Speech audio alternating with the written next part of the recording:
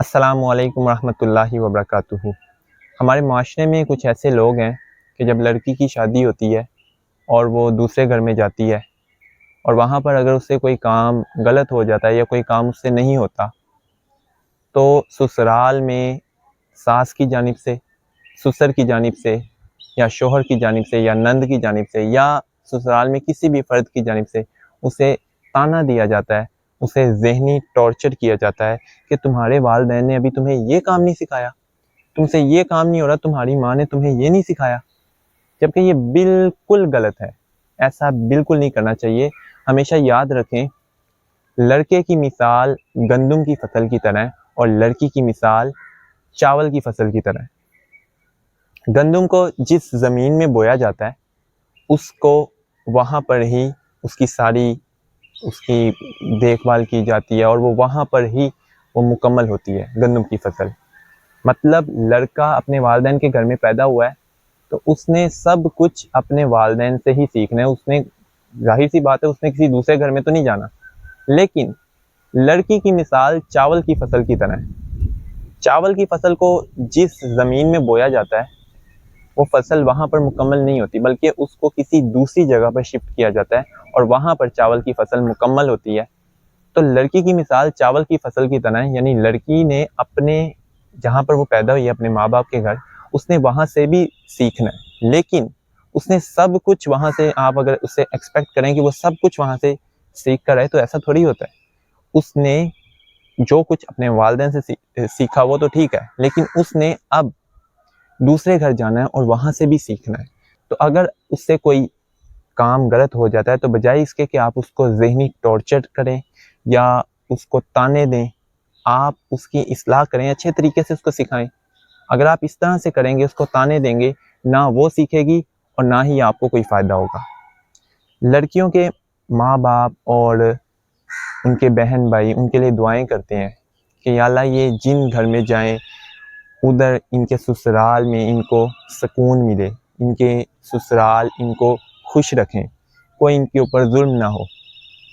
لیکن جب ہم کسی لڑکی کو اپنے گھر میں بیوی کے طور پر لاتے ہیں یا بہو کے طور پر لاتے ہیں تو ہمیں یہ دیکھنا چاہیے کہ وہ بھی کسی کی بہن ہے، وہ بھی کسی کی بیٹی ہے۔ اس کے والدین بھی اسی طرح سے دعائیں کرتے ہیں جس طرح ہم اپنی بیٹی بہن کے لیے دعائیں کرتے ہیں کہ یا اللہ ان کو خوش رکھنا، ان کو۔ تو ہم اس پر ظلم کیوں کرتے ہیں؟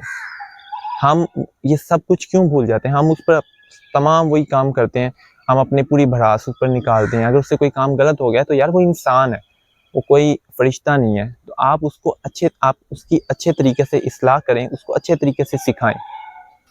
ایک بار نہیں سیکھتی اس کو بار بار سکھائیں، کیونکہ اس نے آپ سے سیکھنا ہے۔ میں نے آپ کو پہلے مثال دیا، اب اس نے یہاں پر سیکھنا ہے، تو ضروری نہیں ہے کہ وہ سب کچھ اپنے ماں باپ کے گھر سے سیکھ کر آئے۔ ہمارے معاشرے میں ایک پنجابی میں اسٹیٹمنٹ بولی جاتی ہے کہ تیاں دے نصیباں تو بڑا ڈر لگتا ہے۔ یہ کیوں بولی جاتی ہے؟ کبھی آپ نے یہ سوچا ہے؟ ہم جب اسپاؤس کی سلیکشن کرتے ہیں، چاہے وہ لڑکی خود کرتی ہے یا والدین کرتے ہیں، ہم فرسٹ پریورٹی کیا رکھتے ہیں؟ یہ ہم اپنے آپ کو خود دیکھیں کہ ہماری پریورٹی کیا ہوتی ہے۔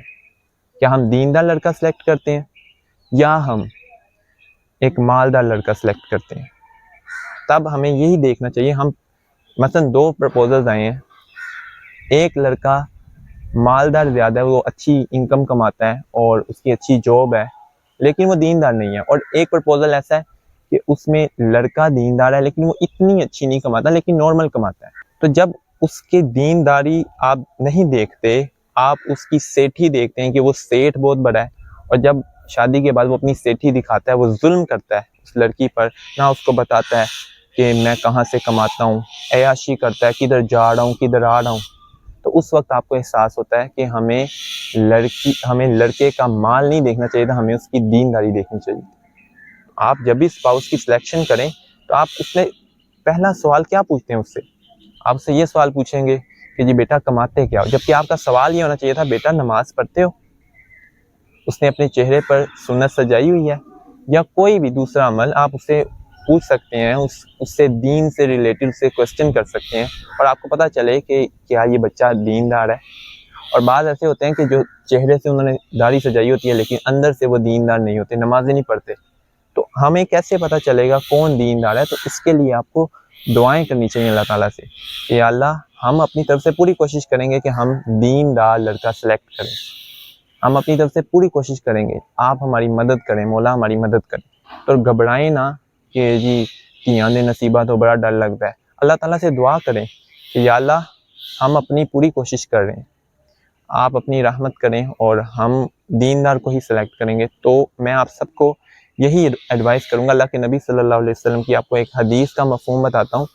اللہ کے نبی صلی اللہ علیہ وسلم نے فرمایا جب تمہارے پاس کسی لڑکے کا، ایسے لڑکے کا جس کے دین اور اخلاق تمہیں مطمئن کر دے، یعنی تم سیٹسفائیڈ ہو جاؤ کہ یار اس کا دین بہت اچھا ہے، یعنی دیندار ہے یہ لڑکا، اور اس کا اخلاق بہت اچھا ہے، تو اس کے ساتھ شادی کر دو، اس کے ساتھ نکاح کر دو۔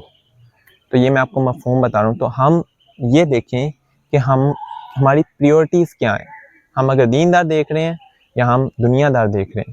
اگر دیندار دیکھ رہے ہیں تو بہت اچھی بات ہے، لیکن اگر دنیا دار دیکھ رہے ہیں تو یاد رکھیں دنیا داری میں اگر اس کے اندر دین نہیں ہے، جب بھی دولت دینداری کے بغیر آتی ہے، تقوی کے بغیر آتی ہے، تو وہ عیاشی لاتی ہے، گناہ گاری لاتی ہے۔ تو اس چیز کا آپ خیال رکھیں۔ اللہ تعالیٰ ہم سب کا حامی و ناصر ہو، ہم سب کی مشکلات کو آسان فرمائے۔ دس از محمد انس فرام مسلم یوتھ فورس۔ السلام علیکم ورحمۃ اللہ وبرکاتہ۔